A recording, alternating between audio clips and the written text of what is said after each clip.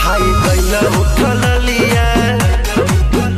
पूरे दिल कन बलिया काट लेला बजिया रे हमर से ओनियन गलिया मारो जन जोर देह बाटे कम जोर हमर फाटे लगी नस तोड़े तोड़े राजा कहीं जाई ना बहरिया बुझतानी जवन चक्कर चलावतार हमके छोड़ भाभी ये क्या पटावतार नमी नवरात के तो मेला में हो कहाँ पर लोहिलो अकेला में हो कहाँ बहरा बताओ हो करतनी फोनवा रे हमर सोनवा मूर्ति भी आवा हो बुआ बुआ भेजले दिया मैया के चढ़ावा हो बुआ बुआ भेजले दिया मैया के चढ़ावा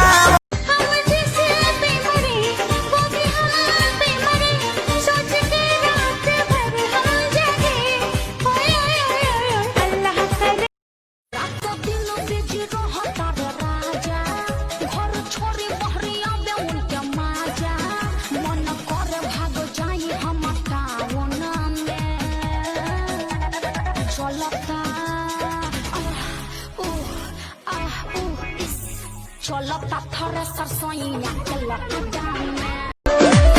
ए बोलू ऐसा सिचुएशन क्रिएट हो गइल शादी दीदिया के देवरे से सेट हो गइल बोलू ऐसा सिचुएशन क्रिएट हो गइल शादी दीदिया के देवरे से सेट हो गइल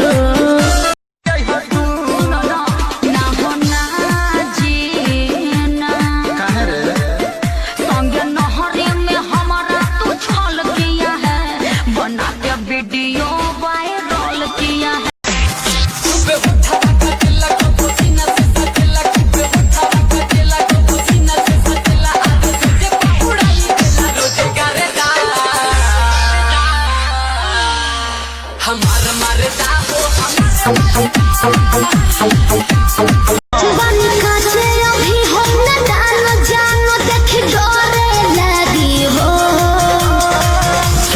पानी तोहरा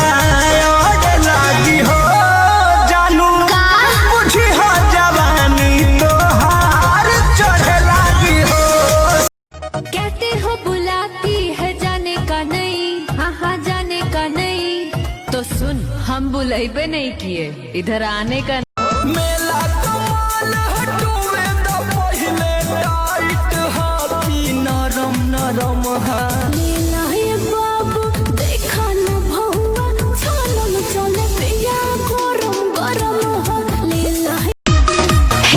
राजा जी प्रणाम करतानी छठ करे के इंतजाम करतानी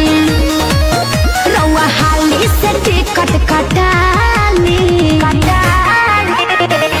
कैसे के घरे हम आगे सजनिया हो हिलत नहीं खेरी चरबे सन बड़ी तुहुल बाटे समझा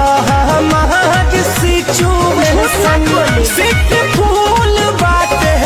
नीलत नहीं खेरी चरबे सन मोरी बचके आइल बारू बंगाल से गोरी बचके आ गजबे कमर लचके तनी जवन चाहतारू अभी पहिले उठानी में डाहतारू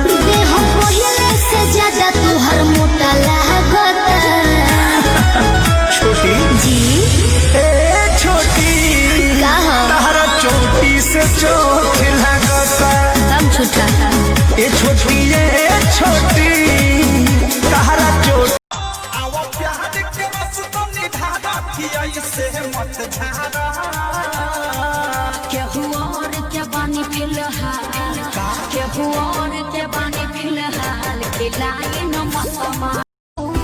राजा हम तक खतिया बिछवनी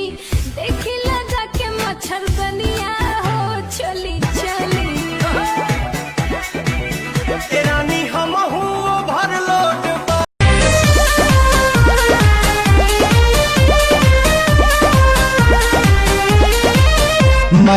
करता था जिन होठों पर वो बिकने लगे हैं नोटों पर। ऐसे मारा जनी हमारा पलाई न हो, हम होई दोसरा के मलिका।